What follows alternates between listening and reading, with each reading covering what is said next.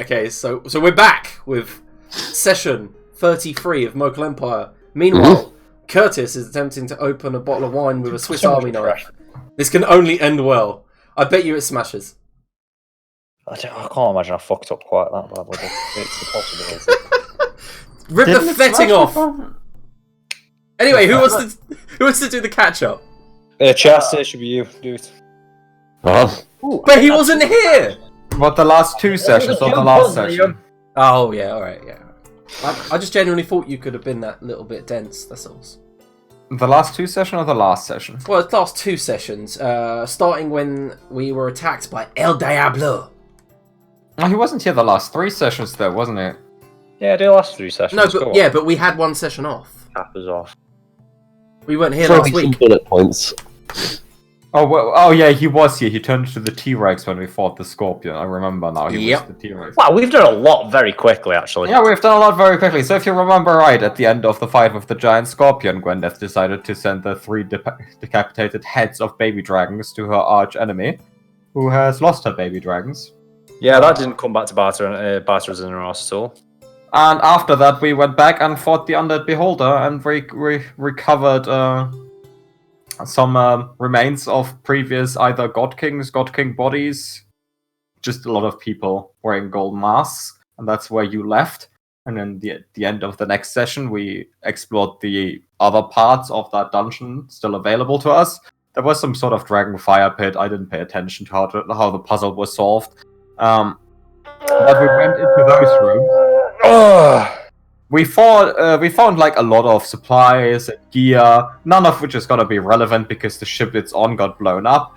But what we did find was the notes you read, a lot of stuff describing how the God King became the God King or planned to become the God King, and how he's feuding with his mother, who turns out is the Oracle, the Seer, same thing.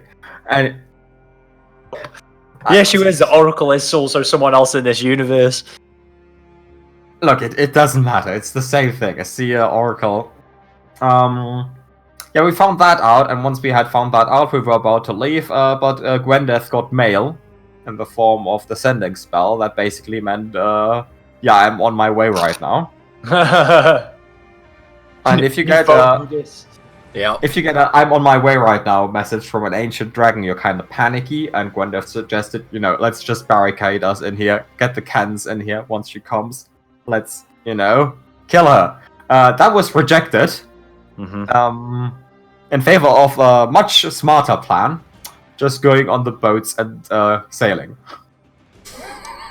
What a surprise! Come nighttime, it began raining decapitated dwarven heads, freshly excavated from the Redfoot catacombs. And then she came down to talk. Our resident lizard offered to sacrifice Gwendeth in favor of help against the God King, which thankfully El Diablo rejected, because she told the lizard that she is working with the God King, which she shouldn't have said, because that set the lizard off, and he tried to transform her into a baby. Now the funny God, these events leading to her destroying your ship are just brilliant. Now the funny thing about an ancient dragon is they have legendary resistance. So even the rocket used his most broken feature that his homebrew class has, which is buff the saving throw to, I think, 35 or some nonsensical like that. It was ludicrous. She just used legendary resistance and saved. Upon which, she cast Time Stop, exploded every pulver barrel we had on the boat, which blew up half the crew, I think, immediately. It reduced, I want to say, our wizard to 0 right away, and Frank. Yeah, Frank got dropped to 0, Anna died outright. Oh, died outright, yeah, And Chester took 51 damage. But then, I was playing Chester that session, and I was like, what would Chester do? So Chester immediately went back under deck and healed himself. Then the rest of the fight, the lizard and Gwendeth actually attacked the dragon, which, they were doing decent damage. We got her Archmage form down to 0. while the rest of the party, ran around like headless chickens until the boat got destroyed. Upon which, we shot some more arrows at her, and then she cast another spell. And we were like, oh, that's not good. And I was controlling Chester. I was like, I'm gonna counterspell this. So I counterspelled it, and you succeeded on the roll, because Chester Deckard cannot fail a roll. Turns out she was trying to teleport away. So you counterspelled her teleporting away, so, she destroyed us somewhat. Afterwards, we gathered up the remaining crew members on our second boat. Thank God we had one. Yeah, that was also very, very lucky with that we actually have one. And after that, we started a depressing journey, which got either less depressing or more depressing once we came across the brothel ship. After which, the crew morale went up because, after half your friends get killed, it's nice to, Very nice, that's right. Thank you very much. Get your dick wet. Thank you. Yep, and then a bunch of events on the sea. Some more stuff happened. The most important thing is, at the end of the session, a giant, cannon-loaded ship caught up with us. It was surprising because you were going at the same pace as the Reaper, yet suddenly hundreds of oars poked out the side, and using oar power, they nearly caught up and got in cannon range. Then they made a mistake. They sent out the bird people, and if you know one thing about bird people is they never win. They lost against us in a fight on the boat. Liam now knows that I still have a lot of walloping arrows, because I shot the bird leader with a walloping arrow and he immediately crashed into the sea. He fell 400 feet into the sea. He survived it though, and he had 10 hit points. Yeah, and then he got, I think Darioso pounded his face in. Yeah. And then that was the end of the session after we killed all the birds. Okay. Yes, and we ended the session just as the group were beginning to sail past a swampy countryside. Mist was beginning to fall from the hillsides to your east and kind of coalesce across the sea. The sea was beginning to turn a kind of emerald mossy green, and to your right there is a vast forest of weeping willows and sagging trees and curled, gnarled, skeletal trees clinging close to the lowland coastland. And the Zephyr was sailing some miles out, keeping to shallow waters, hoping that the Reaper would not be able to catch up in such shallow waters, having to, of course, nearly beach itself to get to you. And we ended the session there, just as the Zephyr was travelling through the coastline. So, you all get a long rest, fully restored, ready for the next couple of days' journey. Yeah, we didn't really think about that. We're literally in a land ship, like, if we want to... I was just about to say. Just go over land. Yeah. As usual, for the next couple of days' journey, Grildar is miserable, quiet, and moody, refusing to speak or go anywhere near Gwendeth. That is correct, yeah. Xerxil spends most of his time doing what Xerxil does, curiously destroying shit. Starting rebellions. And creeping every member of the crew out. Mm-hmm. Well, that is left. You have 8 members of the normal crew left.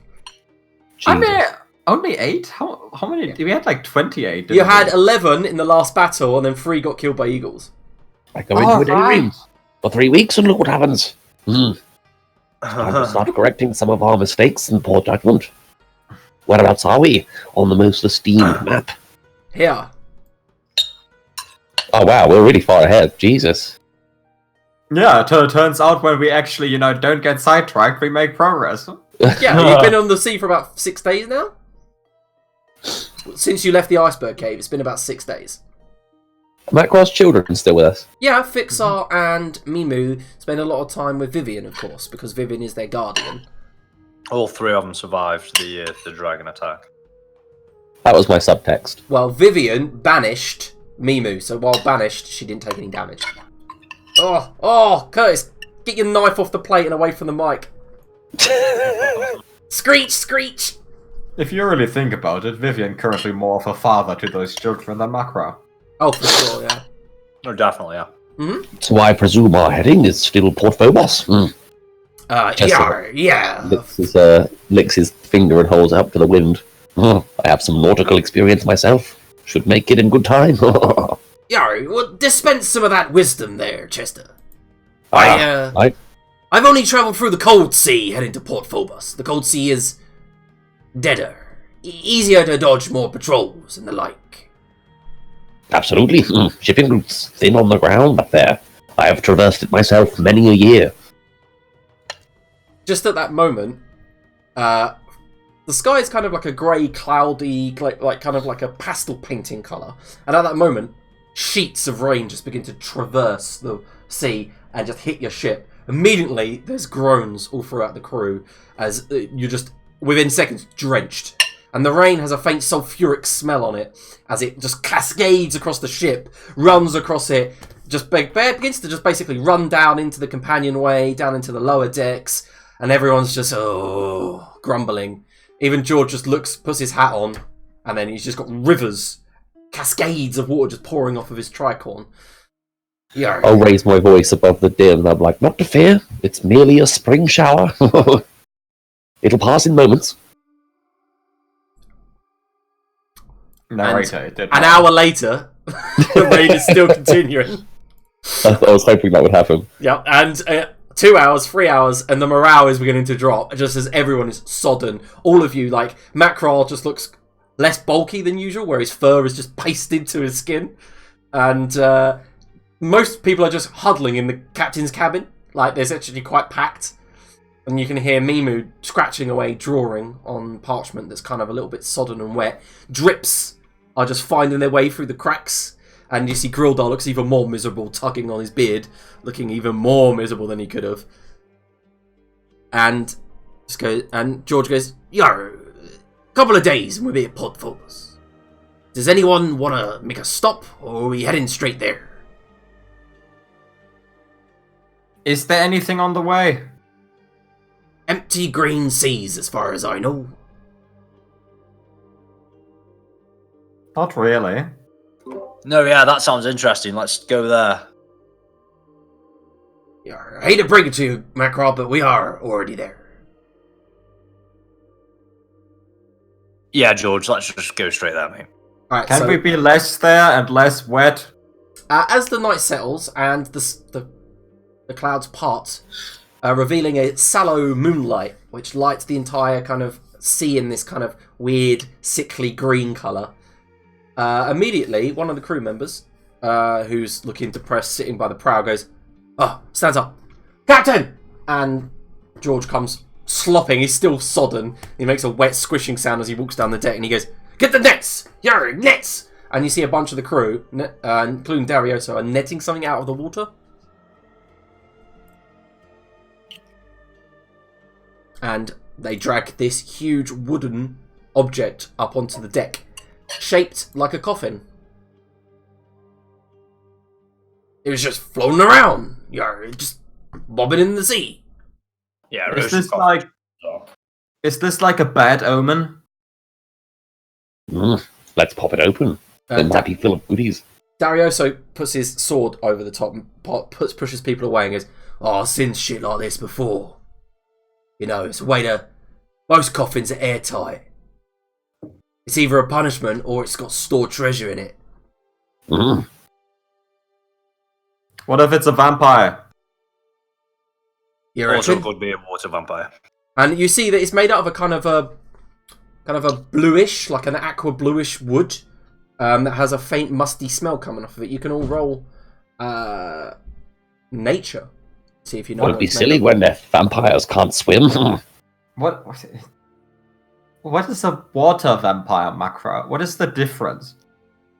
Because this one's in the water. Oh. Oh, let's go. Oh my god, Gwyneth rolled high on nature. And of course Chester's doing far better. Yeah.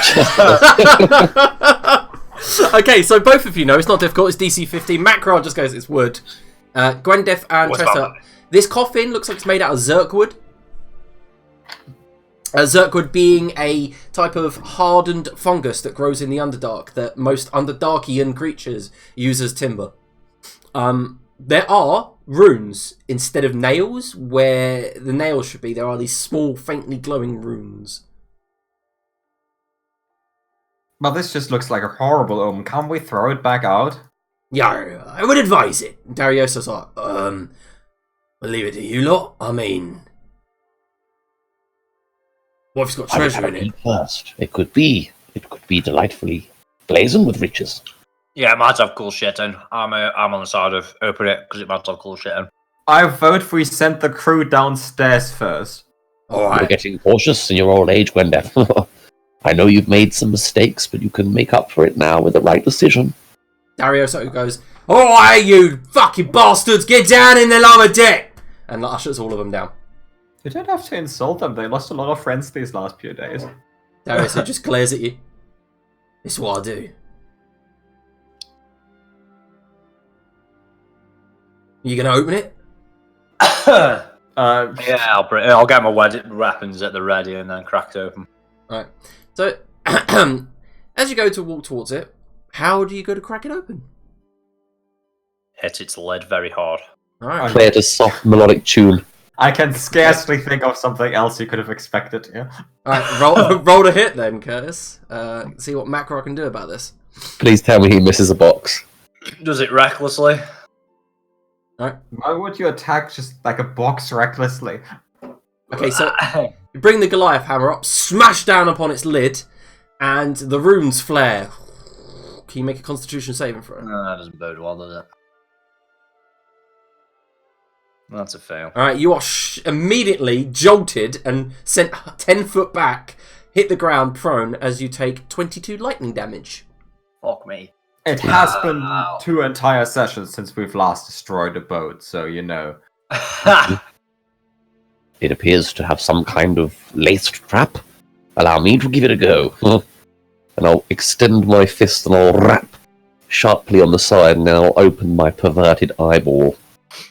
What the fuck? Is this a new spell? Perverted peak. Choose an object that you can. Oh, it's the knock It's spell! Perverted peak is the fucking best name for that spell.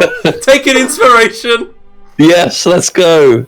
And at that moment, you use the knock spell. The runes dissipate. Sizzle. And you hear like a creak. Naughty. And the lid can now be taken off if you wish. You see, Macra, it's all about delicate touch. I've been peeking through locked doors for a long time now. Yeah, I'll open it up. I wish I could unhear and unsay that. Okay, so inside is the corpse of a skeletal corpse of somebody dressed in tattered robes. Around them is a bunch of treasure. Oh. Darius goes, told you so. Well, there's also a corpse in there. You said corpse or treasure. Sometimes there can be both. Look, it's not an exact lottery, alright? Alright, so Isn't this grave robbery? he shrugs. The guy's dead. Less of a grave, more of just coffin robbery. Yeah. Alright, so inside is 5 jade rings on his fingers.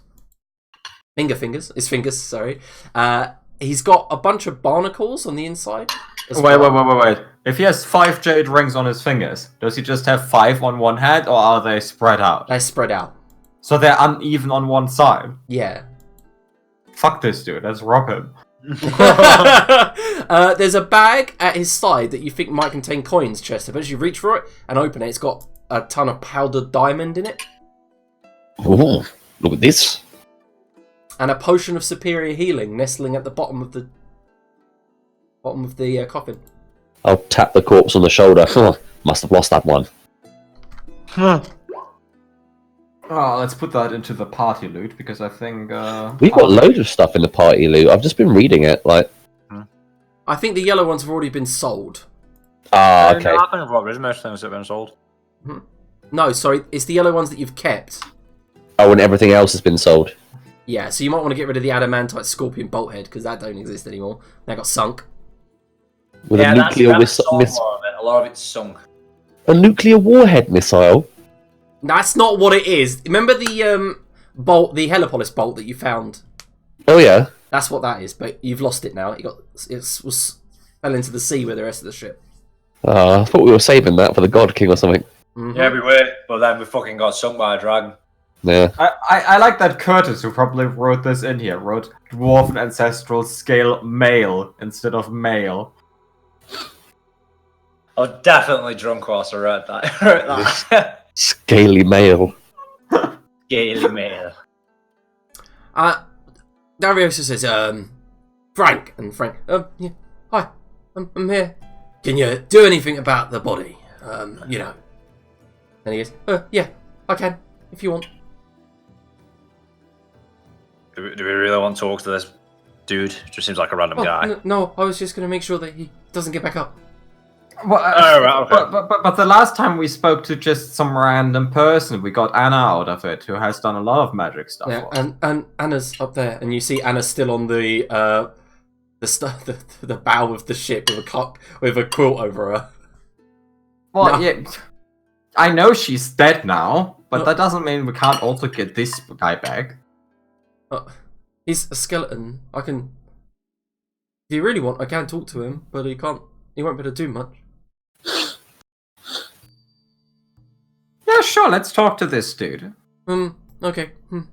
I prepared it last time you asked. Do you remember? Yeah, well, yeah. No. He's like, okay, give me a moment. Begins casting the spell. Lays two platinum We pieces should decide on its eyes. on questions before we start this time.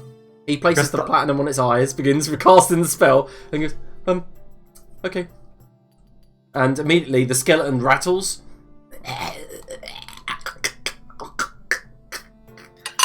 That is unsettling. Jaw moves slightly, but it doesn't get up out of the coffin or anything. Its eyes, its platinum eyes, which are now coins, just stare towards Frank. He says, yeah, you can ask your questions now. I feel We're like always this... really poor at not thinking about questions before we revive shit. Yeah, I'm not going to say anything this time. I feel like I feel worse now because I forgot that this is much, crueler than grave robbing. Who are you? My name was Cassius Darkhand.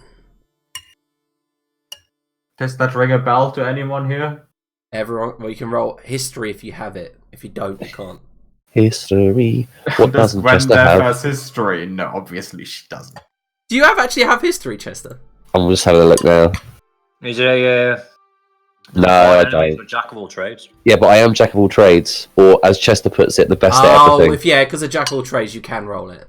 But I will make it a higher DC. Yeah, fair.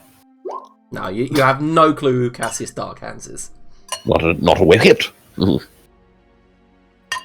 Why did they dump you into the sea in a coffin? I failed him. Okay, now we only have one question left, and You have 5 questions, don't you? Oh, we have 5 questions. I thought it was 3. Oh, that's I way thought Not worse. exactly being forthcoming though with our questions, is he? He could write a bit more of an essay for us. I feel like he's teasing because now the obvious question Yeah, it's is 5 questions. whom did you fail? Is that the next question? Well, Grenda said it, so He says, Yeah. I failed the punished Iron Blood. Grildal kind of looks towards him and then turns his back. It's a right time for him to be grumpy. I don't think he's going to stop being grumpy anytime soon. He's been grumpy since we started the rebellion. And he's just... Gwilda, why don't you ask a question on this subject? You'll be more knowledgeable than we are. Grildal walks up, quiet. I have an ancestor called that. He shrugs. Don't know much more than that. Well, Okay, now we could ask him to elaborate on the punished Iron Blood, or we could ask him where he is. could we not just simply ask him, discuss? Not really a question, is it? That's a statement.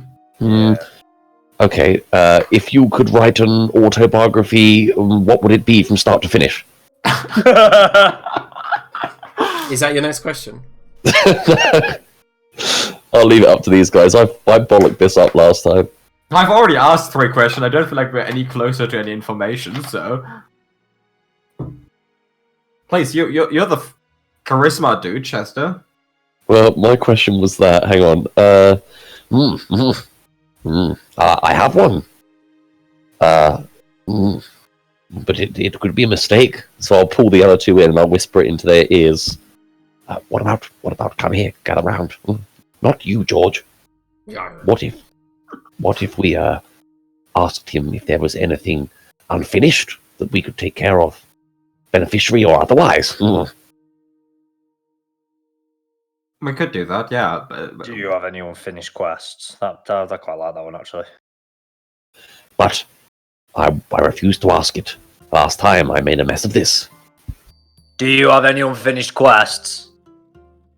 I was sent originally to deal with the Archdeacon. I failed. Well, he's not a chatty chap, is he? Well, he's very dead. This is already more chatty than dead people usually. Usually are. Where is this punished Iron Blood?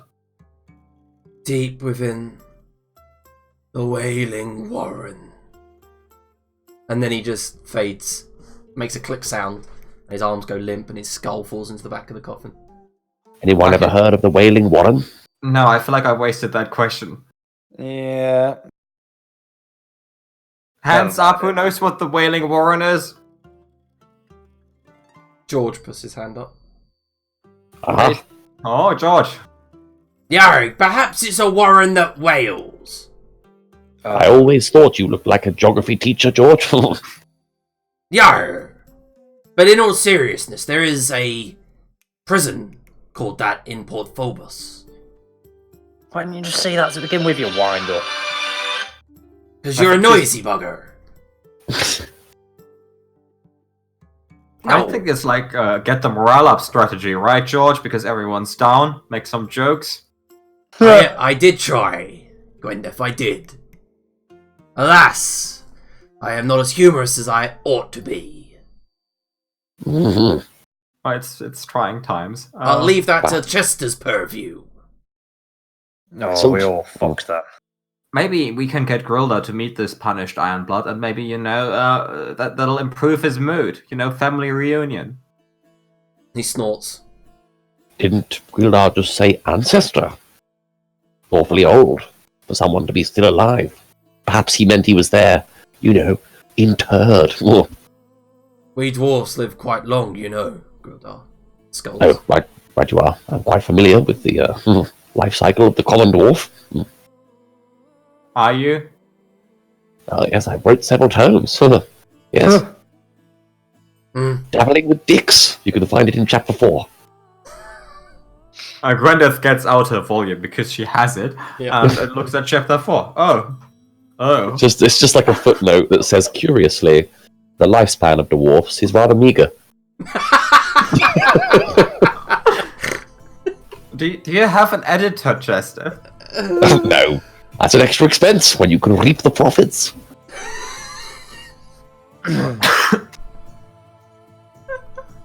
Oh shit, I need to take that actually. That's for work. It was 2 secs. Alright, I'm gonna... Okay, who's in favor of throwing this overboard?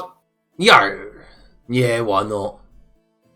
Right you are. As long as we take out juicy goodness. Can you let me do one thing, please?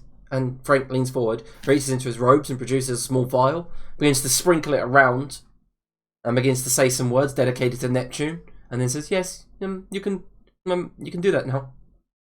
Like, when I was crushing the skulls of dwarves in Mokhul City, I was told it was really rude to, do other people's burials rituals unasked for. I just didn't want him to come back as undead. I guess that's fair. No, Why no do one why helps do we against think that. why do we think he was in Underdarkwood then? Is that where these warrens are then? Yeah, George says, "I don't really know. I heard when I was last in Port Phobos that criminals and the like to be executed by being sent down in the warrens. Oh, perhaps we could get arrested by planning an elaborate heist. I'll have to pick an outfit. Yar. Never mind. I don't think we plan to commit crime in Port Phobos, Chester. I feel like we're going to Port Phobos because that's where we're not wanted for crimes. Right. Well, leave it to me. Oh. What? Just leave it to me. Oh. Okay, so George and Darioso heft the Zerkwood coffin over the edge and throw it into the sea after taking the treasure out of it. Well, that's done with, so I'm gonna go get some shut-eye. And Macro, can you do me a favour and relieve Vivian? She's still not slept since the dragon attack, and your children are driving her a little bit insane, if I'm honest. Oh, I'll do it. Don't worry. I can plan my heist novella. I've always wanted to write one. Alright, fair enough. Chester's 11. Oh, I'll score you. Chester 11! Fucking... And, you son of a bitch. He needs to witness this fucking creation he's got going on here. Yeah, right, so into the captain's cabin, Vivian is relieved, who heads downstairs to a bunk to get some shut-eye with Darioso. Is there anything else that he wanted to do this evening? I have to do my laundry. Alright, so Gwendiv does her laundry. That might have been Adrian answer that question. Alright, so... I'll just watch Chester produce this thing with my kids. Yeah. Also, what you notice, Matt Craw, you spend the night watching Chester and Chester doing his play, doing his runs. The next day when you wake up, that burn mark that you got from the coffin doesn't heal. Your max hit points are reduced by 22. That's some fucking bullshit. Not constantly, of course, so keep your max somewhere, but... Let's put minus 22 there. And around about the afternoon of the next day, the ship begins to approach Port Phobos. In the distance. It's been a long journey. The first thing that you notice is the malign odour in the air as you approach. Port Phobos is a stinking swamp, flooded, while its residents position themselves in small shanty towns built atop poles and floating debris lashed together in massive flotillas. From here, you can all see a ruined, moss-covered, garlanded in ancient flora is an old aqueduct that splits the town in two. A huge cliff face spreads across the northern part where you see a rather new merchant palace, a blue tile-roofed orchard surrounding it. The crumbling walls covering that stand high, yet some of it look like they've been bitten, parts of it crumbling down, ladders and scaffolding all around it. Further south from that, splitting that away from that area, is hills that run down towards a large elvish construction, a conservatory of sorts with a large domed steepled roof, towers jutting from it, and surrounding that is another set of what looks like buildings built out of rich furnished tiles and woods. I have a map for you all. It's been a long time since my feet have touched hallowed ground. Very solid. It's a swamp. And as the Zephyr sails in towards the flotilla market,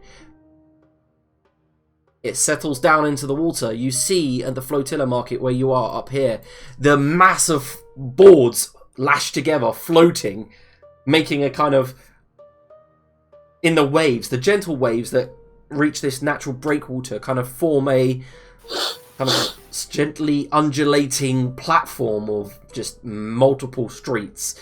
A large inn on the south part of this juts out of the sea on large reliefs that are kind of an algae green colour. ancient ships that have sunk into this bay protrude and out like jagged spears around a large statue of a pitted red dragon in the centre. There is a large tower which you can see lizard folk swarming over. There's nets dangling from its roof.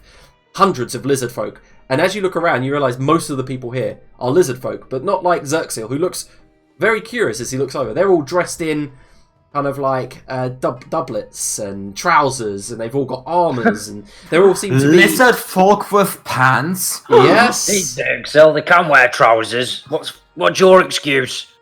I won't wear trousers. I like to be free.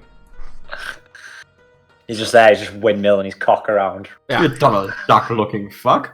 To the north, you see a ruined castle of sorts, and a large banner protruding from it, a lizard folk totem coming out of one of its parapets, rising high with its dangling crocodile levers, with its large dire crocodile head at the top.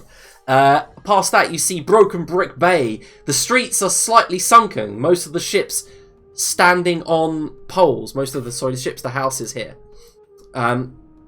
Pole Town, named obviously because every single house is on poles, seems to be split, and you see there's lizard folk fortresses and palisades and huts and stuff like that everywhere. And Grildar immediately tells the Zephyr to like basically dock, and you're all free to explore Pole Town, the Flotilla Market, and the rest of Port Phobos. I don't mean to be meta here, but perhaps we should get rid of that original quest that's been jamming up my log for a long time. You know, the one where we've got to go and see the seer. Well, we're gonna turn in Makra's children to the seer, so they can become a seer. Exactly. Although I think I'm checking back now, the XP reward's pretty shit because we got it quite early on.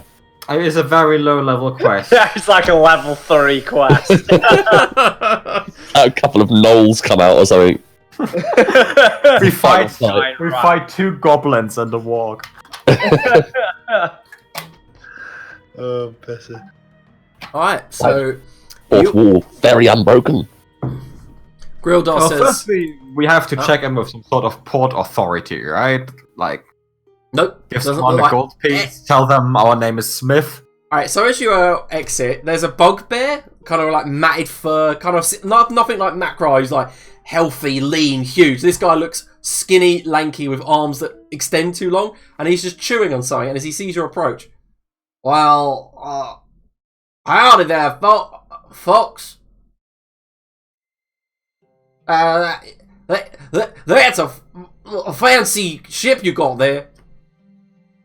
Yes, we would like to register with the port authority. Let them know we're here. I'm the authority here. Okay, do I need to sign something? Yeah, no, just a gold piece. I'm gonna roll insight on the gold piece because he's drunk. Alright, roll it. Probably the first time Gwendeth has rolled insight on anything. I closed my sheet. Classic. Classic. Well, she actually is skilled in insight. Why the fuck did I decide that? This guy seems trustworthy. He's just a country bumpkin trying to do his job. I throw him a gold piece. He catches it. I want to thank you, kind dwarf. Perhaps you all could find the information you are seeking by heading down that way to the High Tide Inn. Grok will help you. Something fierce. That sounds trustworthy. George, you watch the ship with the crew. Yarg. Alright, so I'm assuming the 3 of you disembark. And this skanky-looking bugbear heads off in the opposite direction and goes, I wish y'all a good day. It's weird that he's the port authority and he's leaving, isn't it, guys? Beware the fate guard. Don't get arrested. And he just heads off. I don't think he was the port authority. I'm starting to suspect he stole my gold piece. No, yeah, I was wondering what the fuck's just happened there as well. Alright, so the High Tide... trustworthy. The High Tide Inn is that building you can see on the map to the south. The one with the kind of like multiple huts, the large common room. Smoke is pouring out of its chimneys, and there's these arcades and these reliefs beneath it that are kind of like algae green. You see there are small rowboats decked up and around its like dock, and it looks like you can get into the actual high tide inn from underneath it if you sail it. But for now, what are you all up to? Well, I guess we just ask around for the seer, right, guys? And then we pick up the children, bring them to the seer. Could be a little bit of a scary proposition. Don't we want to deliver them to her sneakily, quietly? Oh. Maybe we can just insert the seer into our conversation, just later be like, oh, I wonder how she's doing. Surely Vivian just knows where they are. You can ask Vivian if you want. Vivian, do you know where the seer is? I don't. Remember, my charge was literally just to guard your children. Amelia had correspondence via magical means, but that was it. So you wouldn't know I'll get all of her then, no? She shrugs. She's meant to be here. What if we just pretend that we have an important letter for the seer and we don't tell anyone, we have these bugbear children that can look into the future? But, good Chester, Brenda, you make a perfect courier. Pretend it's an excellent idea, and I'll whip out a courier's hat. Okay. Is it a quill hat? Is it a hat that is also... And then I'll Skyrim run up to the nearest person, like occasionally bumping into things, and I'll go, "Hi, I've been looking for you. I've got an important letter to deliver." The tabaxi looks at you. What? Who are you? Sorry. This is a black hand, and I'll throw it on the floor. This is... Oh, no, you've inherited 1,000 gold pieces. No, no, you've won a dog. This one here. Oh, no, this isn't addressed to you. This is addressed to a Mrs. Seer. Seer. Could you help me, good sir? He looks a little bit worried when you say that. Can you make a persuasion check? Yeah, bitch. Does the Pope have eyeballs? You can tell Ty hasn't played D&D in a while. You can tell he's missed it. Guns blazing tonight. The Chester Skyrim announcement just What? That is so low. That is so low. Oh, well, he goes, you mean the lady, yeah? Yes, I do. You mean Uliana? Why does that name sound familiar? That's... Not to worry. Where is she? He turns and points towards that massive conservatory that you guys saw as you were coming in, the Elvish Temple. Well, it's like maybe a half a mile out on top of one of the cliffs. I'll give him a stock wave and I'll say, "Gotta run. Plenty of letters to deliver," and I'll run 6 paces and then vanish.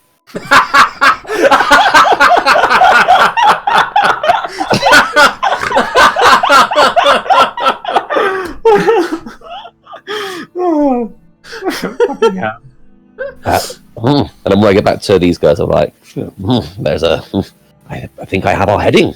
And I'll tell them. Alright.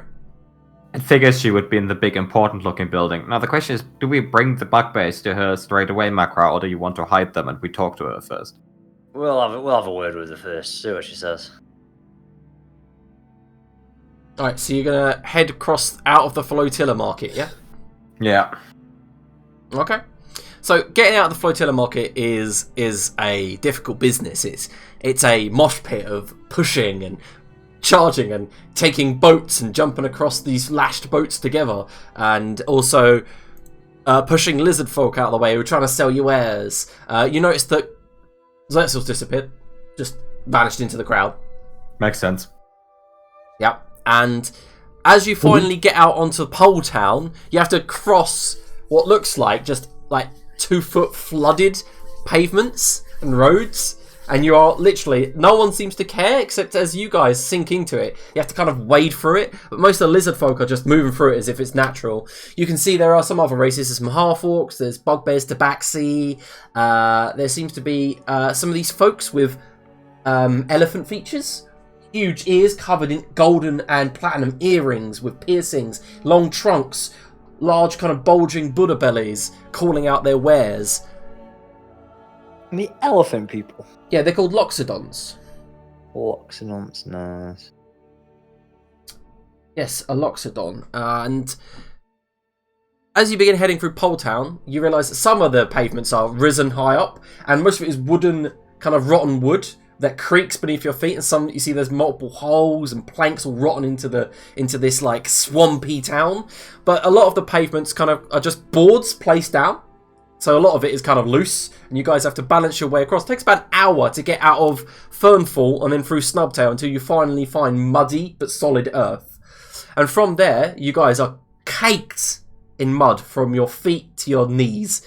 Heading out of Snubtail, you follow winding, muddy paths, and you see there's a crowd of sorts ahead of you. Gathering This at place what... is mental. Yeah, it looks like there's a crowd gathering around here, around what looks like the giant dwarven mineshaft entrance.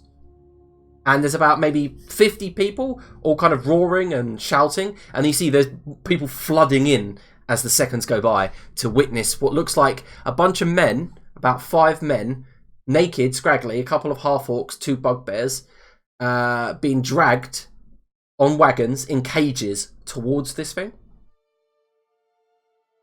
Just gonna poke someone. Hey, I'm new here. What's happening? Haha, you're about to witness. They're gonna execute those 5. What did they do? He shrugs. Dunno. Probably something bad, though. Okay, makes sense. If the Emir says they did something bad, they did something bad, right? And this Tabaxi looks really excited. Who is the Amir? Oh, that's Van Dot Rockstolt. And he points towards the palace, the Sunken Sails Palace, with all of its crumbling walls, its ruins, and its kind of like fancy pink orchard. So that's the ruler of this port, yeah? But he's the head merchant. You knew? Yeah. You said that. Well, silver piece and I'll tell you all you want to know. I gave a drunk a gold piece and I didn't get anything out of it. Well, he ripped you off. Give me a gold piece and I'll escort you personally. To the Astral Conservatory. Oh, no, not there. Well, I guess that deal is through then, because that's where we want to go. You want to go there? People who go there don't come back. Well, I don't mind not coming back, honestly. I've had a really rough week. Oh, well, I mean, you might as well just feed yourself to the crocodiles. And then next to him, there's a finely dressed human male, probably of late 30s, and he just goes, all right there.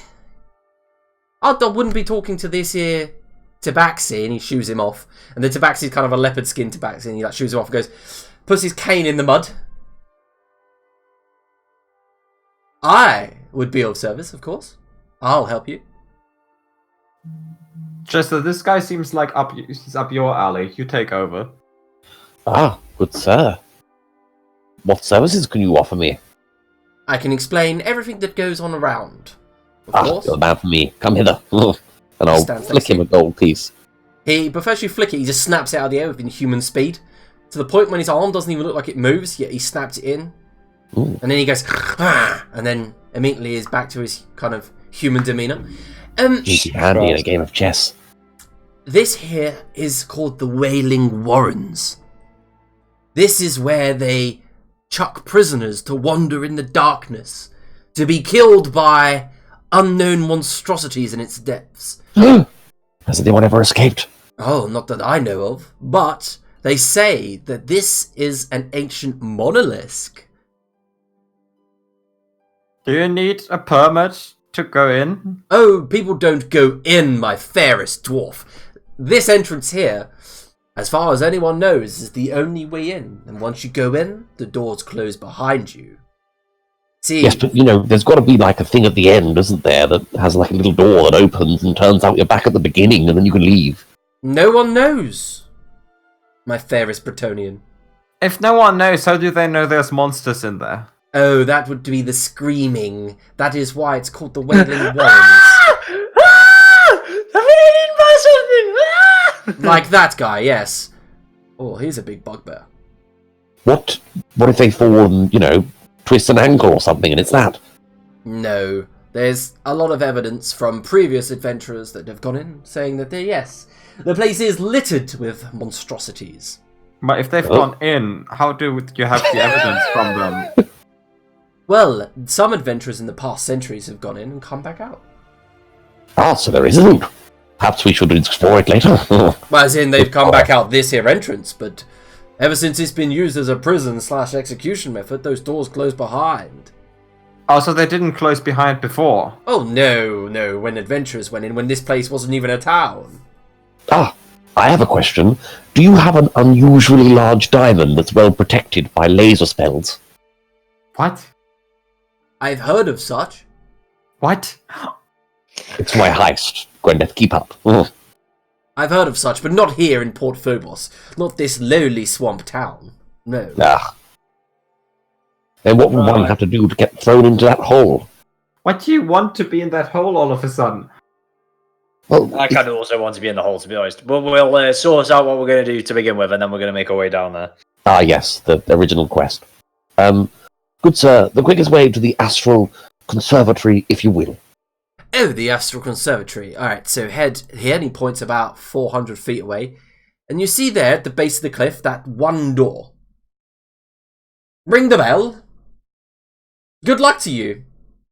And, I do believe I paid for your services. Where shall I find you if we need a handy guide again?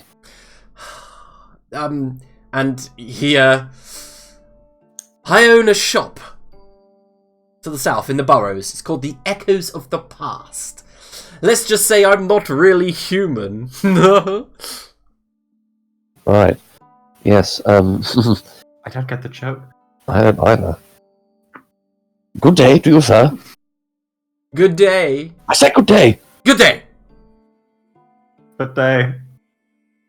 And he watches the execution. So what happens is these men are dragged out in shackles, given rusty short swords, planks of like woods for shields, and they are forced by what look like about 25 different lizard folk clans, different members of different clans, with spears and man catchers into this entrance.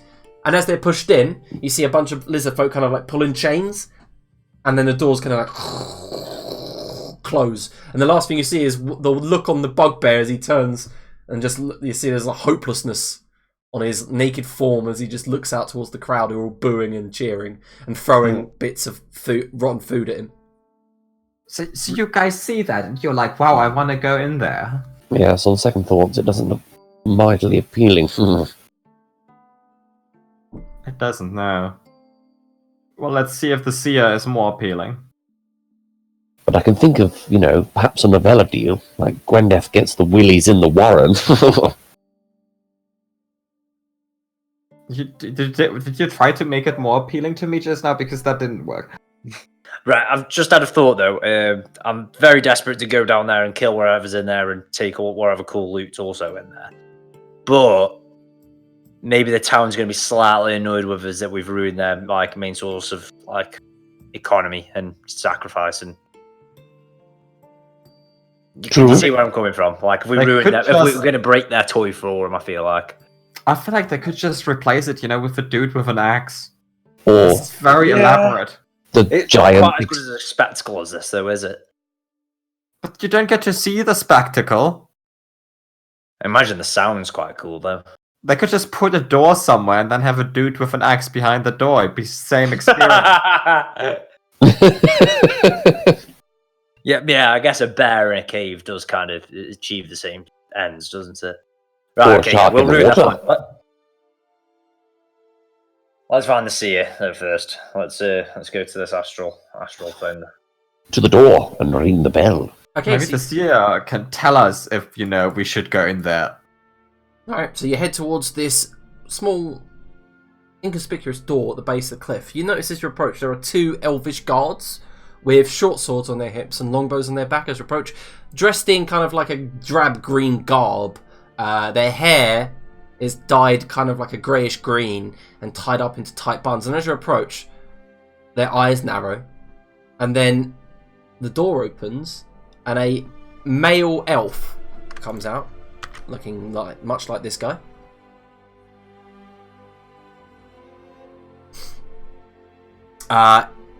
His large greatsword, his elvish greatsword, is actually sheathed in a sling on his back. And Stops. Looks at you all. Oh, you are Makra. Yeah, correct, are you?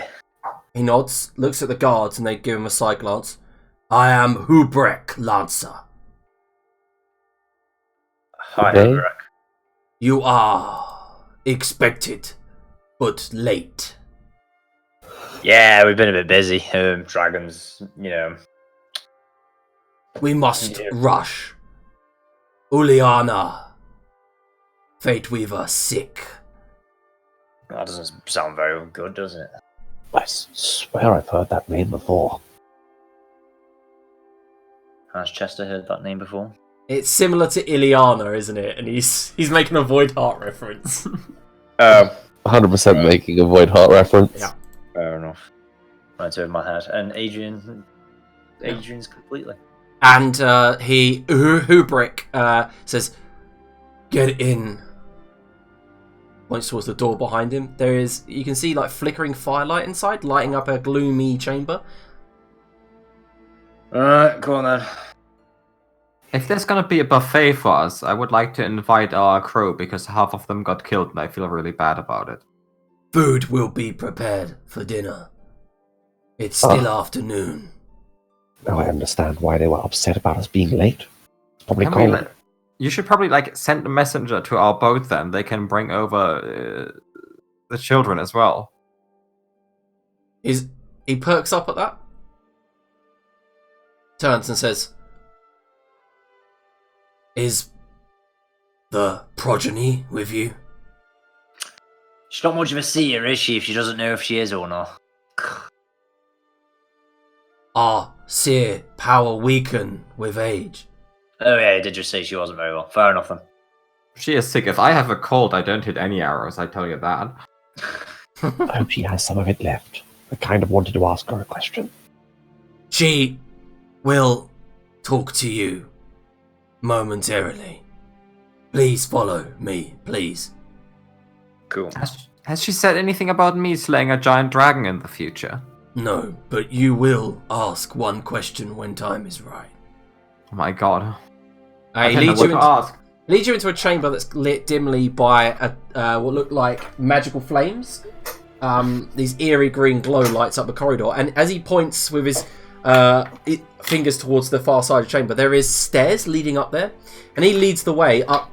And by the time you guys reach the top of the stairs, like 500 stairs, sweating profusely, and he reaches the top and stops, opens up a door, and it leads onto a garden of sorts with what look like skeletal, crippled trees that seem to have sunken into the wet earth and mud here, leading towards the Astral Conservatory. Okay, so as you walk towards the Astral Conservatory, perfect grey stone stairs lead up to a large door. The door is probably about 80 foot tall and 20 foot wide, very thin, split in two, and he pushes on it with great strength, opens it up, and it creaks as it opens, revealing a large corridor.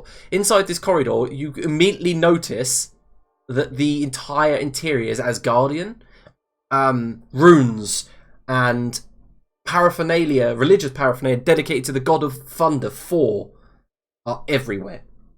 On the ground, Mjolnir carvings decorate the walls every 10 feet in different reliefs, all the way to a main chamber as he leads you down in it, this airy kind of... in fact, I can just show you if you want. I've got a map of it. It's just I've made a map just in case. Do we know she's sick for sure? The problem is that doors are really heavy and they have a lot of stairs and she's old. That's what you're about. Do we know if she's sick or not? Because this guy might be like... Well, maybe they make her climb the stairs as well. I'd be sick if I was old and I'd have to climb these steps. And you are led through this corridor, and to the right and left you see massive halls and pillars and with tons of scripture and scrolls hanging from those walls. But in the centre of main hall, and the hall is meant to be shaped like Mjolnir, as you can see, there is a large statue dedicated to Thor of him holding aloft a blacksmith's hammer that's pitted and worn. Below it, you see there are offerings to the god all around the base of his statue, and a large table that's currently empty and devoid of much, except it's nice and clean with a silk cover over the top. He goes, "You You wait here. I'll be back momentarily. Do you guys think this is a trap because there's a battle map? No, I made it just because I wanted you guys to picture what it looked like. I know, just I fucking like. The only thing that loaded in at first was the dinner table. I was like, yeah, this is Gwendolyn's mission. Yeah, and you notice above you, the entire ceiling rises high to a second floor that overlooks this area, and a large domed ceiling looks out towards the afternoon sky, and at that moment there is a large tubescent-like metallic structure with scaffolds all around it, facing out towards the sky, and at the base you can all see a glowing, what looks like diamond at the base, where there is a seat. You see Hubrick appear momentarily and approach someone sitting in that seat. This person sitting in the seat stands, frail, tall, elvish figure, nods, looks down, and you can see her tanned and wrinkled face peer down at you all. And she's probably about 100 foot up, and then she disappears along the girders and scaffolding, having Hubrick take her. And then eventually, after about 10 minutes, appears down the stairs and enters the room. She has a walking stick of sorts. Kind of gnarled staff-looking thing. Hubrick stands beside her, an ever-faithful guard, and the seer bows. She looks like this. Oh, a lot younger than I was expecting. Not really even. Well, she's really... elvish, isn't she? That's a fair point. Mm-hmm. She's not really got elf ears there, but... Oh, she has these old people glasses, so you know she's ancient. Yeah. But that's what she's meant to kind of look like. And she looks at you all and has a wide smile on her face. Wise and noble seer, we have travelled a very long way to greet you. You must be Chester Decker. That I am, and I am humbly at your service. No.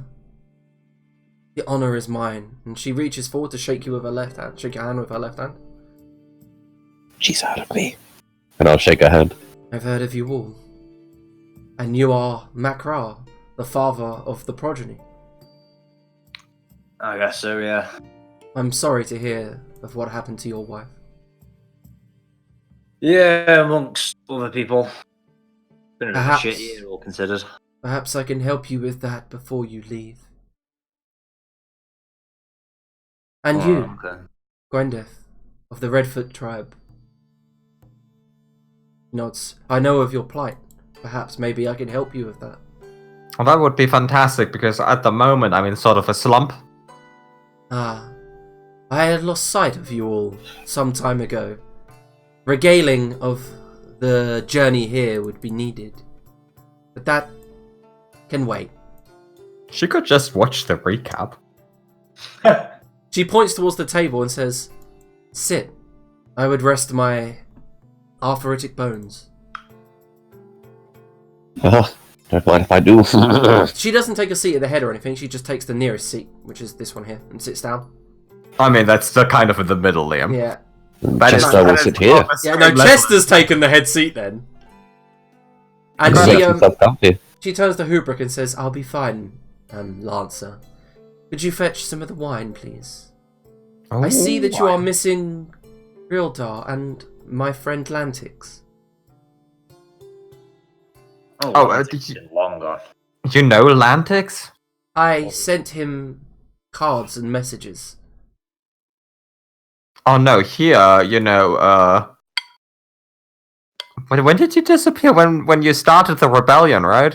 Yeah, initial rebellion started, he disappeared. He never left Mokhul. Oh, well, he has a part to play in all of this eventually. There's no way he can escape fate. Quite. Oh, is there a specific part he has to play? That would be telling. No. Can't you? Telling you tends to change things. Okay, so I don't understand the seer business. So if you tell me something and that changes then how the future is gonna work out, can you even tell anyone anything? I get glimpses. I see the end, but not the journey there. But mostly, us seers, we record the histories and the past. That is why the cards that I sent Lantix showed the past history of certain figures. It is our job to document the past events. Oh, it's the same as them cards that Mimu's been making, then. Yes. If Mimu is making or drawing, every seer has a different method. It's just fortuitous that she has the same method as me. My previous progeny was foolishly stolen away from me by the God King. It seems like it's got a thing for that. Who is that prodigy? Your ex-prodigy? She's dead now. I believe he married her. One of the wives. One of Which the one? wives? You mean the wife? The wife. Okay. I believe after marriage she took the title of Methuselah.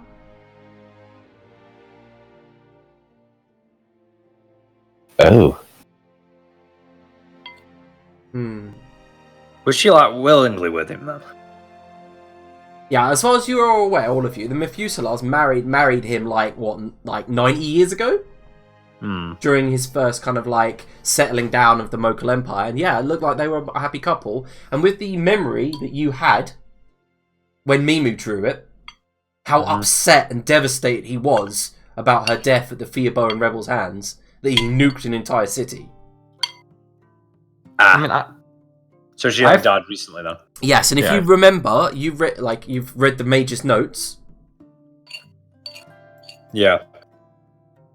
This is his mom. Is that what you say? Oh, yeah, Gwendolyn just blurts out, aren't you his mom? Yeah, and it's letter draft 2 that has this line. I found your new progeny, a bastard-born half-elf. Musing how fate repeats itself, I will keep her here in Mokhul away from you. I am his mother of swords. Of swords? Did he come out of you or not? He did. Well, then you're his mother. Yeah. He should be dead. Oh, we are working on that. That's part of the plan. She knows. I know. He was but a half-elf and has yet lived 400 years. That's pretty impressive. I once had a pet turtle, and I think it lived to much longer than it didn't live that long. How long hold do turtles get, Chester? You come to the right place. At least 45 years old. Oh, I guess that was pretty old for a turtle. Most of the sciences agree. I'm sorry for sidetracking you. Actually immortal. No, she's got a slight smile on her face, kind of like a giggle. She says, it's been some time since I've had company of a humouring nature. But I wish to impart upon you a little bit of knowledge. I will... Shouldn't we call the others first? She shrugs. You are here first. Why not take your question now? For all Chester that you have drops his fork. all that you have endured, I will answer one question, and I will try to divine a answer to said question for you, using my specialized abilities. Bearing in mind I am now quite aged, and without a young seer's body, it is difficult to accurately portray the future.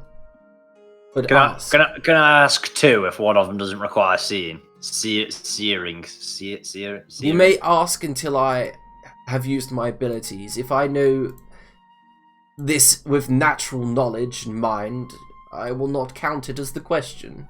I have a vast knowledge of history, and if I can answer your question without my power, I will.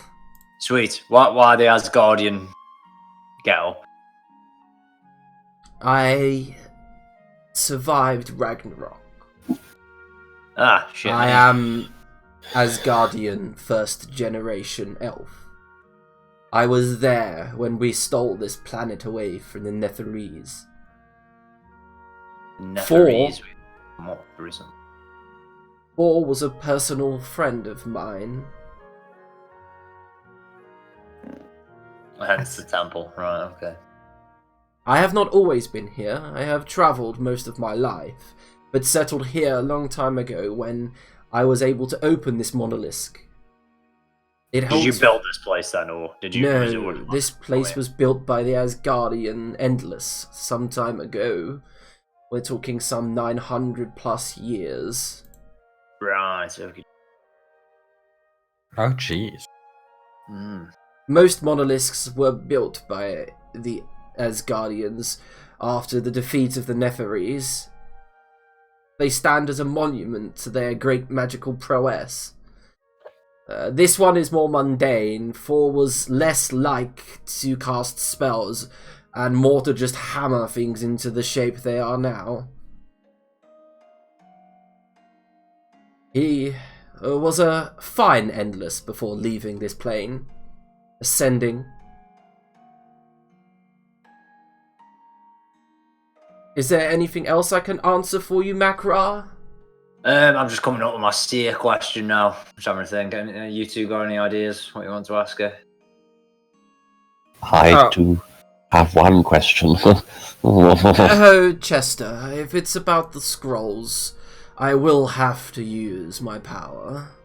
So please think carefully. It is not about the scrolls, Great Seer, merely about the application of them. Ask your question. Word it well. Do you need specifics, or can I be vague and I look around the table? You can be vague if I get your meaning. I will ask you to elaborate if you fail to divine such detail. I can Thank also you, Great just Seer. leave for a moment. No. You are wise, Great Seer. Stay. I will give Grildar and Yonu... No, I will give Grildar a question when he arrives. If he arrives. I understand he is upset, and he is right to be so. Please, Wait, Chester thinks very, very carefully for a second about the wording of this question, and has done, some say, for the past 10 minutes. And then says, is there a strand or thread of the future in which myself, a humble magician, is able to cast the mantle of the folly? He laughs. She kind of lets out a low, kind of like guttural laugh, and then coughs into her hand. Immediately, Hubrick's there with the wine, putting it on the table, and then a handkerchief, and she goes, "Oh, Chester, if you are to cast such spell, it will be your undoing." Dear Seer, I do not mean any disrespect, but that is not an answer to my question. I have not divined yet what would happen. I just know that it would be your undoing. It was his undoing. I mean, he cast the spell in a way that he could become powerful enough to defeat Odin himself. He failed. Just stands up. Dear Seer, I must apologize for my pressing of the issue. My question is merely not the undoing of which, and my question is not the fate of which is my own. My question is simply this: can it be done? It can be done. I am against such casting of Neferi's magics. I was there in the war against them, and I stand firmly on the Asgardian side, as should most of the planet. They were sycophantic, rich, and idiots with their magics, but you must tread this path, Chester. You must tread it carefully, for you will attract the attention of Odin. Thank you, Great Seer. I will heed your words and remember your stance when the time doth come. You still have not figured out who did it, have you? And I thought your divinations would lead to that questioning. I shall eventually come to that path upon my own, unless I did not happen to use any of your seery powers with the last question. All I can tell you, Chester, is the city of Bridges is not what it seems. It is an Asgardian haven for, one can say, devout zealots. When you do go home, trust nobody. Traveling and unsettling. Thank you, Great Seer. Your words mean more to me than a weight of gizzard. Here, have some wine, please, Chester. And she passes you the goblet. Don't mind if I do. And he whips out a notebook and starts to write a new novella on the trend of syphilis and seers. She's not very well. It's just was fucking syphilis rotting away her head. She turns to Gwendef. And Miss Redford, could I help you in any line of divination before? Yeah, Oh, go ahead. I've thought about my question long and hard. Okay. Am I gonna win? Against whom? Well, generally. Am I just gonna win it live? That question is too general, Miss Redford. Oh, okay. Am I gonna kill the dragon? What dragon do you speak of? You do all the divine stuff. You must know which dragon I want to kill. I know that you have an ancient nemesis, but your family has a long history of slaying dragons, and it could be any number of them. I want to kill Lady Greenridge. Ah, the whore. Ouch. You're rude to her. Slut dragon! You're a slut! After we're arch enemies with her. Is my son's whore, is she not? The God King is fucking the dragon? I didn't say that. God, I Many wish we knew meanings she was of this the easy word. before. Look. You have already lost part of the battle with her. You let her get to the monolith before you, did you not? Wait. Did you not find... Did you not find the empty treasure chest with the note scribbled on it? Why'd she empty that chest? I thought she just went there to leave the node. She has taken the staff before you were able to seize it for yourself. But I didn't want the staff. You probably should have. What does the staff do? It is things born of life and creation.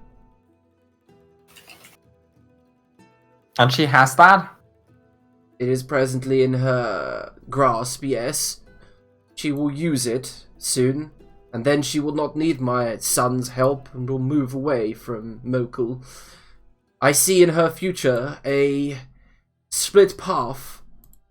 She either dies at the hands of you, Yes. or she wins and the Black Brood are born again.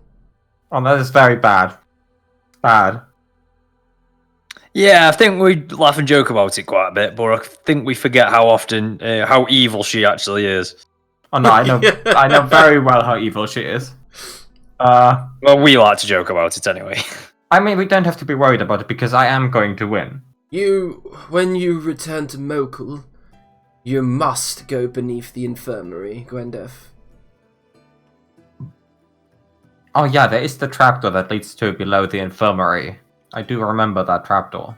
The rest of the answers await you there, Miss Redford. Oh no, that's a lot to think about. And then she turns towards Macro. Can I help you, noble barbarian? Yeah, bloody hell, nobility has not been something I've been accused of. Compared to the rest of your tribe, you are noble. Maybe slightly more civilized, but The Ra tribe. You told Gwendef just off of being too vague, so I hope this isn't fall under the same. I will same, elaborate if I can, like I did with both Chester and Gwendef. Since the tribe being taken out, and me living in Mokhul, and then you kind of adopting my kids. I haven't yet to meet your children, and I hate to be that person, but I am interested in Mimu only. Alright, okay. I think you'd quite like Fixer as well, to be fair. She should be probably quite useful with you. I don't mind taking off her hands. I imagine it'd be quite useful for us, but I think... I can give her to Hubrick if you wish her to be trained in the way of the martial arts.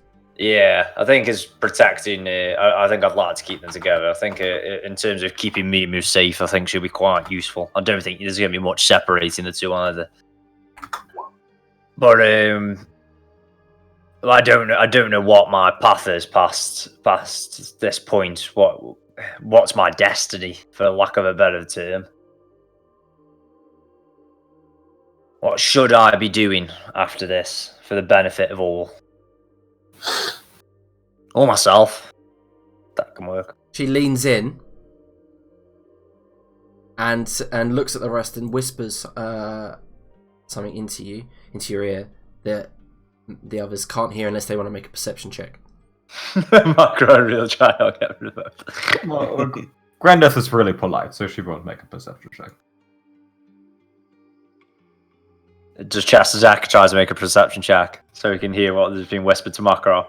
Apologies. Yes, 100%. I zoned out there for 1 second, sorry, and I was like, oh. Oopsie. Perception. My perception is poopy loops. It's poopy loops. See what Yeah, well, +5. You never know. You have to +5 is poop. You have to roll 15 or something, and you. No, he's only got 10. I've only got 10. Alright, so Macra, she says, "For now, in your future, I see a glorious battle. You will fight undead. You will win for the good of the city. You will find Zashida again. She is not yet dead. And your journey culminates in the battle against the Valkyr." Valkyrie. Sounds a bit too much like Valkyrie for me. Right then. I guess it's just continue doing what I've always done then, isn't it? It's just to keep And on then she continuing leans in battling on. to the other end, and this is the one that she really just says quiet, and then I'm going to whisper it to you instead.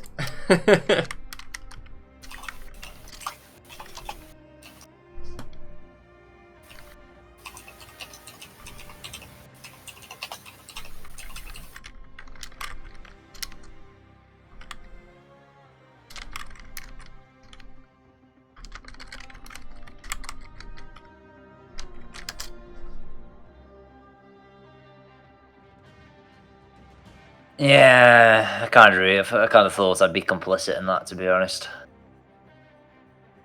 I hope not to be gone when it happens, but I may not be alive then. Emphasis on the R word there. What R word? The one R word you just used in that sentence. I can't remember. What? Did you just type? Did me read the message? Oh yes. Sorry. I thought you were mentioning what I said out loud, not what I whispered. No. Yeah, emphasis on the R word, then. Yeah. If you win, the world will be whole. If you fail,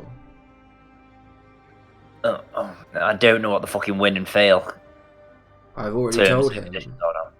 Odin will not take this lightly. And this is not to mention the many, many other powers that be attempting to wrest control. The new Avatar of Fire seeks to burn the world whole. Him and his crazed wife. Sounds like a knob. The Void Eater seeks to release his creatures upon the world. And eat using the void. They're all pretty self-explanatory, to be honest. I would prefer the Void Eater to the Avatar of Fire. Yeah, kind of what you just expect, kind of, isn't it, from the Avatar of Fire? I am tired. Please, all of you, partake of my wine. Tonight we will feast. Please bring Mimu with you. Yeah, go on then. We'll go back and get the crew now and bring them all. Have you got enough tables for all of us? There's not many of us left now, is I it? do. What was the last headshot going, Def? There's eight of the crew left. There's George. There's Frank. There's Anna's corpse. I don't know if we count Anna's corpse. There's your babysitters. That's Yeah. 2 more. Can we afford to do anything with Anna's corpse yet? Or are we still pretty skint? We do have the giant ruby. Is that enough to bring her back? It What is is it worth? worth 4,000 gold pieces. It's good to bring her back at least 4 times. Miss Sia, then. Do you know anyone who we can use to bring our new friend back from the dead? You wish for a cleric? Yeah, I imagine so. I will Uh, send one in the morning. Beautiful. But for now, please, see to your affairs and come for dinner. Yeah. I imagine we just nip back and get the crew and come straight back then. I don't think there's much we won't get on with in the Okay, town. so no one wants to do anything in the city then? In the town, sorry? Not yet, no. Alright, so you get the crew. Grildar comes along. Even Xerxil. We're gonna... Xerxil, look how cute they all are. They're all wearing clothes. But my balls feel free in the wind here. I like the breeze on my bar. Grildar takes the seer to one side and asks his question in private. And you will roleplay that in the next session once he is That back. is exactly what I was going to do. But it looks like Grildar's been asking for crew, competent crew, and explains that he's he's been meeting with people around the town and spoken to them, and he may have a lead on a new crew. And all of you are sitting at the table, and the seer is not even there at the moment. After Grildar finishes speaking with her, she walks off. You notice there are about 8 or so guards around. The seer guards are the elvish ladies with the grey-green hair. And Hubrick is walking around, making sure security's on point. And then eventually, servants bring out food for you all. And it is a good feast. Immediately, you're just salivating. Even the crew are just like, oh, meats and crocodile meats, ostrich Scotch eggs, gravy in massive bowls. There are coconut oil. Scotch egg. No. They're a fucking pain in the dick. Imagine wrapping mincemeat around a fucking boiled ostrich egg. Yep. There are Delicious. what look like massive steaks on plates, and Hubrick says, Hydra steak. Who killed the Hydra? I always thought a Hydra would be quite tasty. I hunted it some time ago. Do you just let it grow additional heads so you get more meat? Sustainable. Oh. I stabbed it in heart. But wouldn't it be easier to catch it and then wait for it to grow more heads so you have infinite meat? Hydra vicious. It's called the Scostrich egg. Gwyneth, they've been debating this for years. It's fine. Immediately, everyone begins to eat. Xerxil's shoving some of the fish into his mouth. Just filing the meat off the bones with his serrated teeth, throwing it down. Going to town on most of the food. Most of the crew are just chowing down. Vivian immediately sits down and goes, "Oh, it's been some time." Darioso's like, "Oh my god, is that crocodile leg?" And just reaches in and cracks it off and begins to eat it. The potatoes fried in coconut oil seem to be a massive hit. Everyone's just shoveling them onto their plate. Quick intermission. It has only dawned on me now in my 24 years of life that crocodiles lay eggs.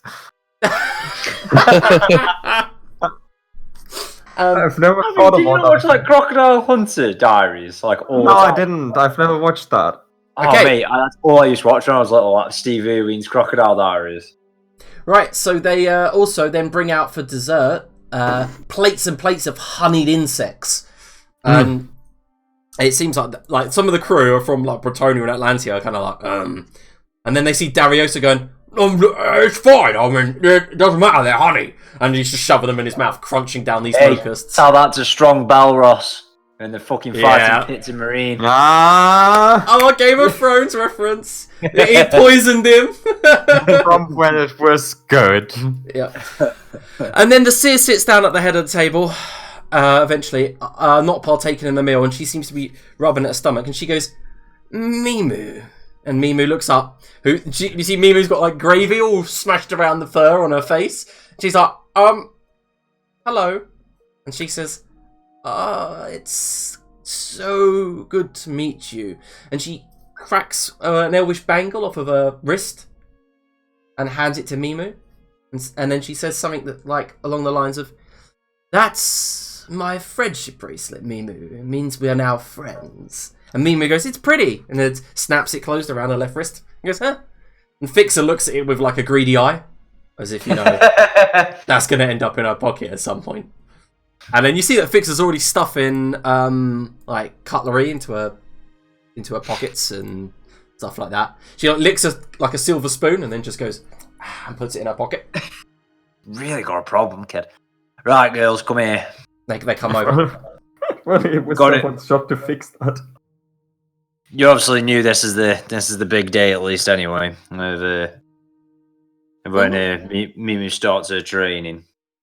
I guess the main question is for the two of you to decide amongst yourselves is whether Fixer wants to stay here or continue and travel with us. Oh. So stick with me or stick out with your sister. Fixer looks towards Mimu. Mimu says, but Pa. And then she looks towards the seer, and the seer says, it's okay, young one. Our power is a difficult one, but you can master it in your lifetime. You will see your power again. And she nods, and Fixer says, you mean stay with this old crone? Yeah. That one can show you how to kill stuff, like Vivian has been. Probably not as wild as Vivian, she's a bit scary, but... She looks towards the elf, looks towards the... He goes, no, I'm coming with you, Pa. I ain't staying here. You sure you don't want to look after your little sister? Mimu? I can't lay a finger on her anymore. In our training, she knows exactly where I'm going to hit and what I'm going to do.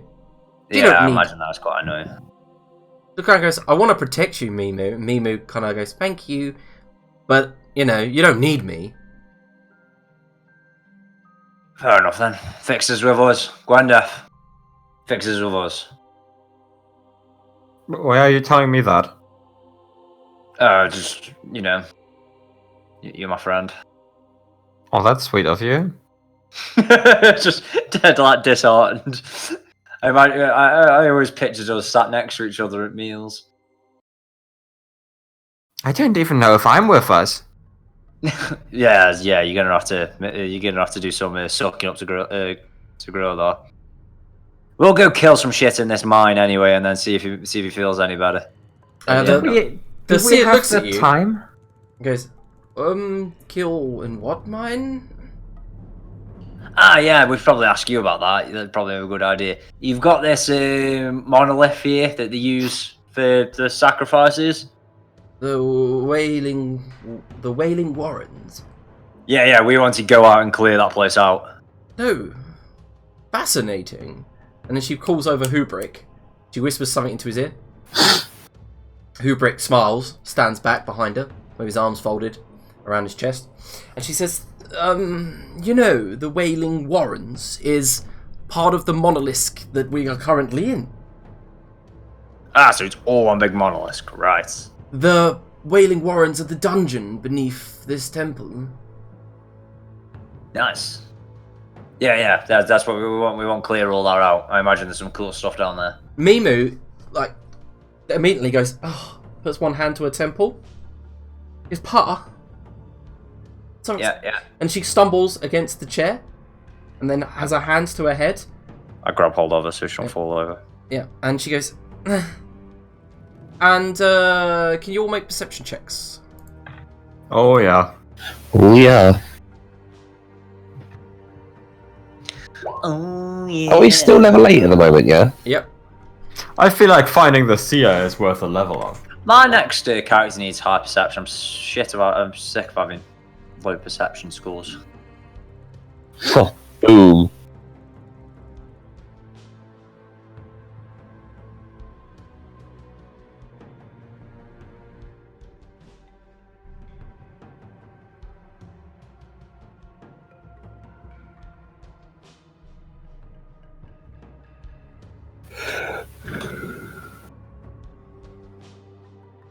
Huh.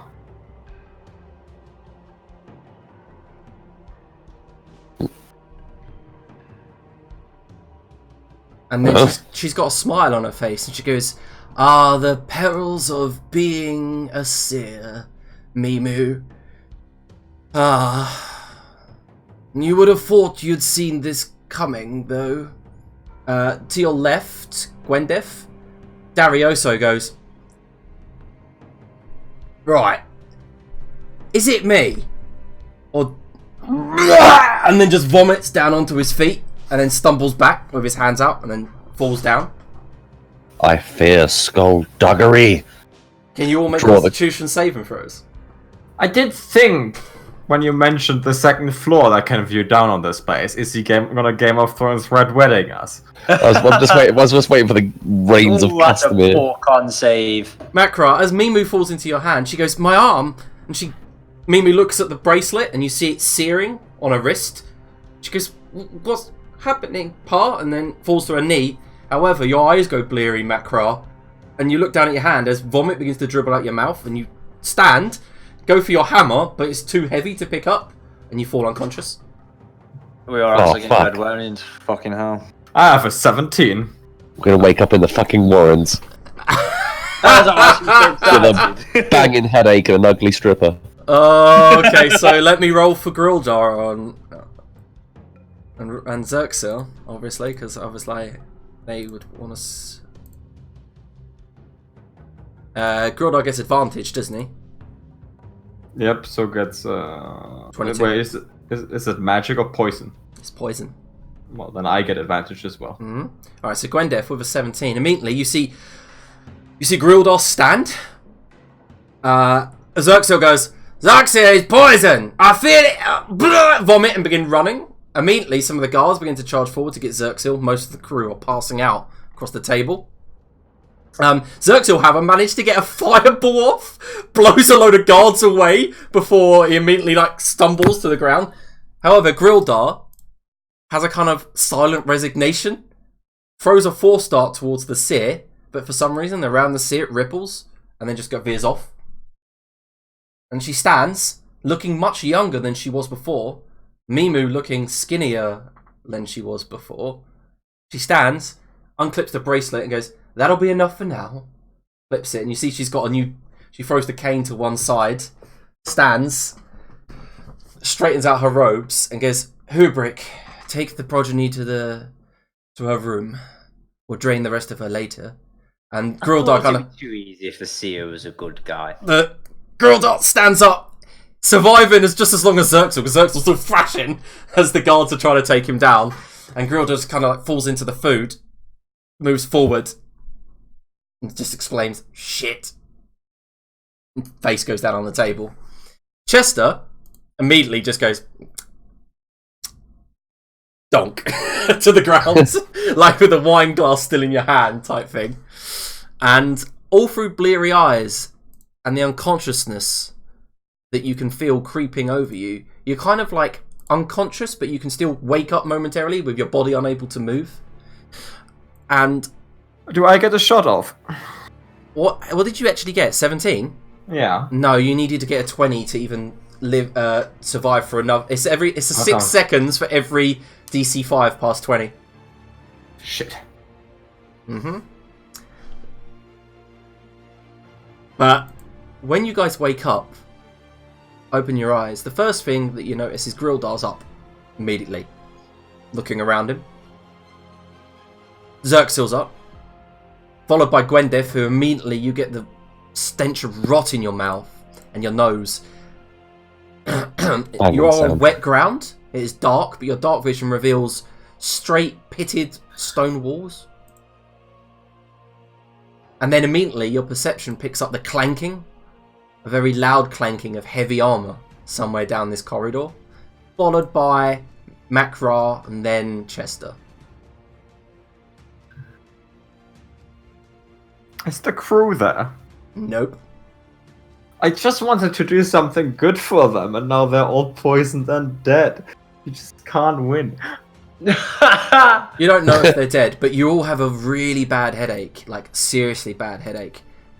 Can we have a break before we continue on? No. We're going to end in 9 minutes, so.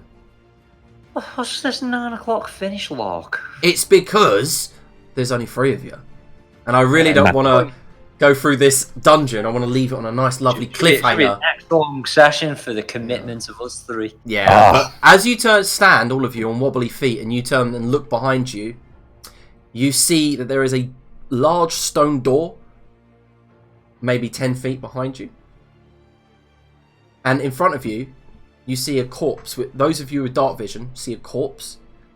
Fresh, a bugbear. Been familiar looking. Wooden shield still strapped to his left arm. Well, what is that? Oh, where are we? Where am I? That's the one we met earlier that got dragged into the dungeon that Makra really wanted to get into. Oh, way to jinx it. You mean we're in the Warrens? Was that you doing a Wailing Warrens? It was. You know, since I've met you guys, nothing has gone my way. Grodar, now's not the time to joke. And you've not had to kill your undead wife as well.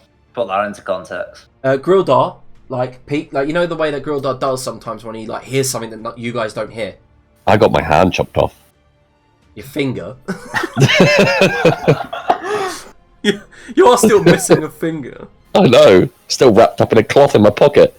Guys, my entire family got killed. I think I win. Grodar goes, shut up. Something's coming. And you all hear that. Just I got pushed into a well full of shit. Grodar's like, shut up, Chester.